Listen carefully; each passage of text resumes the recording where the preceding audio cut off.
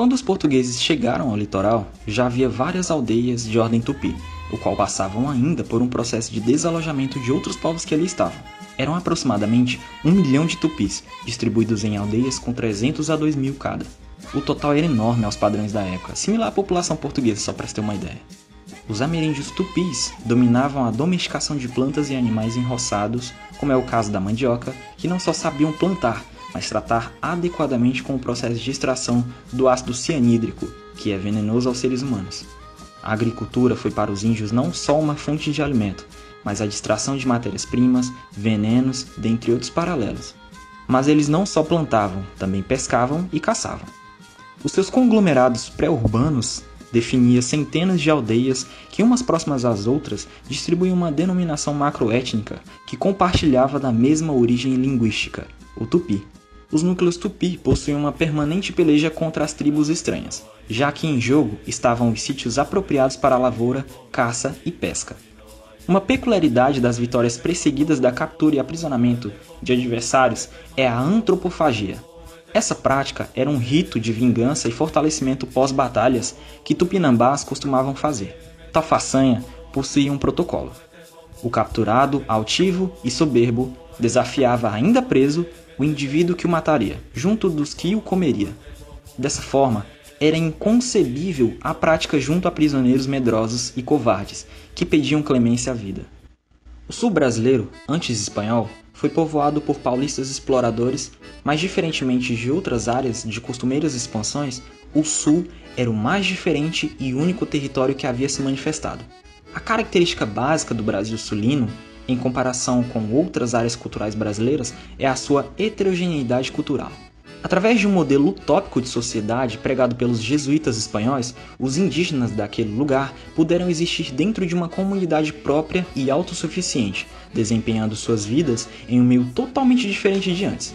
Nesses núcleos, milhares de índios eram atraídos rapidamente e destribalizados de forma que vivessem e trabalhassem na confecção de artigos para os mercados regionais e externos, o que permitia que as missões tivessem como se manter.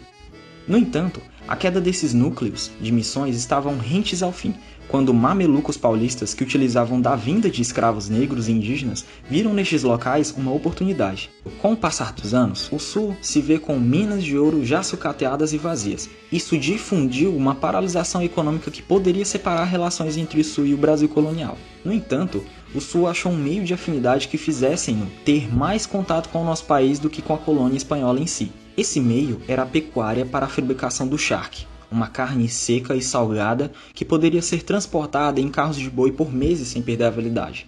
Isso gerou não só uma integração econômica do Sul, mas realçou um vínculo inicial de nação.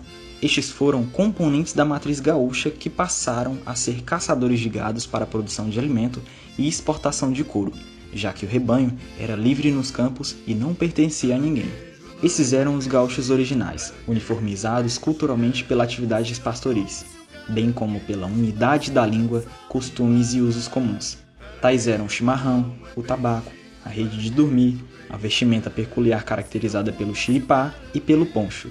Após o surgimento dos primeiros gaúchos que possuíram fortes influências diplomáticas portuguesas do Brasil colonial e com laços comerciais duráveis, foi a vez da coroa portuguesa fortificar mais uma vez que o sul era brasileiro. Através de sesmarias da parte rural da região, trouxeram portugueses açorianos para povoar e explorar a terra como se nativos fossem. Estas ações formaram instâncias que, lideradas pelos proprietários, faziam da gauchada seus trabalhadores nas correrias de gado em face dos embates com os castelhanos vizinhos. Este processo deu ao pastoreio uma serenidade comercial e fizeram da gauchada não mais aventureiros, que caçavam vacarias sem dono, mas agora trabalhadores centrados na produção agropecuária e de muares para o trabalho. Com tantos serviços, introduziram um negro escravo para o trabalho que crescia no sul brasileiro dos gaúchos que já eram um numerário insuficiente. A miscigenação de cor escura do povo dessa região tomou aos governantes o objetivo de branquear a população. Foi então que, através de concessões de terras, custos com viagens e trabalho no campo, é que japoneses, alemães, italianos e poloneses ocuparam o centro-oeste e o sul brasileiro. Era o início de uma reforma cultural gaúcha.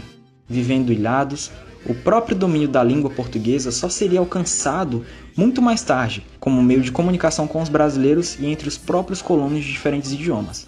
Nessas novas situações de contato e à luz dessa nova compreensão, progrediu a auto-identificação dos descendentes de colonos como brasileiros, diferenciados em seu modo de participação na vida nacional por sua origem e por suas experiências, mas brasileiros tão somente, pois o Brasil é isso, um quebra-cabeça de peças surgidas.